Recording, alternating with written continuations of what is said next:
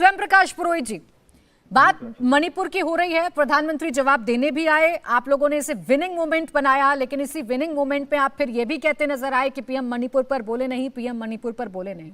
अब जोर शोर से बात पश्चिम बंगाल की भी हो रही है कि पश्चिम बंगाल की हिंसा भी तो हिंसा है ना, उस पर भी तो बोलना होगा, उस पर भी तो जवाब देना होगा ना, उतनी ही प्रमुखता के साथ, उतनी ही अटैकिंग मोड में मौजूदा सरकार को वहां की। ये देखिए, यहाँ की मौजूदा सरकार सक्षम है, पश्चिम बंगाल के लॉ एंड ऑर्डर सक्षम है। यहाँ पे जो भी अप्रिय घटना होती है, लॉ एंड ऑर्डर अपना काम करता है। 100 दिन का 90 दिन का इंतजार नहीं करना पड़ता एफआईआर करने के लिए। यहाँ के अंदर, यहाँ पश्चिम बंगाल में हमारे नेट बंद नहीं किया हुआ है, पश्चिम बंगाल में नेट चालू है। देखिए, प्रधानमंत्री जी एक झूठ बोलने के अंदर में माहिर व्यक्ति है, वो प्रचारक है भारतीय जनता पार्टी के, और बहुत अच्छे से वो 2024 के चुनाव प्रचार में लग गए हैं। उन्होंने जो भाषण दिया, देखिए आपने कहा इंडिया, तो इंडिया की जीत हुई है। हमारा जो विपक्ष का गठबंधन था, हमारी मांग क्या थी? हमारी मांग थी मणिपुर के मुद्दे पर आकर प्रधानमंत्री जी बोले। इसके पहले भी देश के अंदर में देखिए उन्होंने नेहरू जी की बात की, इंदिरा जी की बात की, और भी मुख्य प्रधानमंत्रियों की बात की भूतपूर्व में। मगर वो सब लोग जब उनके ऊपर में अविश्वास प्रस्ताव आता था तो विपक्षी पार्टियों की बात बैठकर सुनते थे। क्या प्रधानमंत्री जी ने सुनी?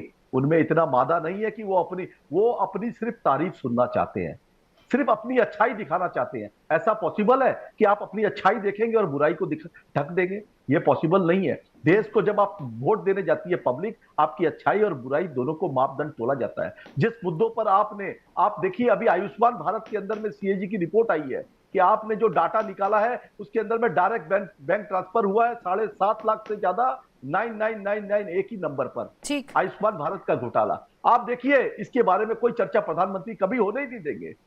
आज इलेक्शन कमीशन के बारे में जो बात हो रही है, लोकतंत्र की जो प्रधानमंत्री जी बात कर रहे हैं, election chief justice of India को हटाया जा रहा है उसके से। मुझे सिर्फ एक बात समझनी है पुरोहित जी आपसे, फिर आप ये जो तमाम सवाल खड़े कर रहे हैं मैं जवाब ले लेती हूँ प्रेम शुक्ला जी से। बस एक बात समझनी है, अभी आपने कहा कि जीत हुई हमारे इंडिया गठबंधन की, प्रधानमंत्री को सदन में आना पड़ा, प्रधानमंत्री को बोलना पड़ा।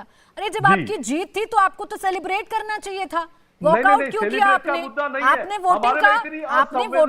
आपने वोटिंग का क्यों बहिष्कार कर दिया?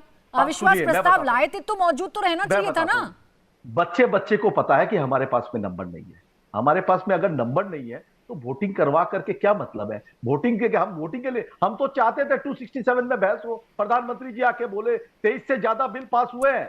आपको पता होना चाहिए, धड़ाधड़ बिल पास करवाए हैं इन्होंने। मुझे सब पता है स्वयं प्रकाश पुरोहित जी, लेकिन अभी थोड़ी सी लाइन मुझे क्लियर नहीं हो पा रही है। कभी आप कहते हैं प्राइम मिनिस्टर को बोलना चाहिए, कभी आप कहते हैं मणिपुर पर बोलना चाहिए था, कभी आप कहते हैं हमारे पास नंबर नहीं थे। प्राइम मिनिस्टर तो बोल रहे थे, आपने सुना नहीं, आपने सुना नहीं सर, आपने सुना नहीं। प्रेम शुक्ला जी, लोकतंत्र में विपक्षी लोग लड़ेंगे नहीं। ठीक है, बिल्कुल लड़िए सर, मैंने कब इनकार किया कि आप मत लड़िए? मैं तो कह रही हूँ आपको लड़ना था और सामना भी करना था। इंडिया टीवी हर वक्त हर जगह डाउनलोड करने के लिए सर्च करें India TV news Google play store या ऐप स्टोर पर।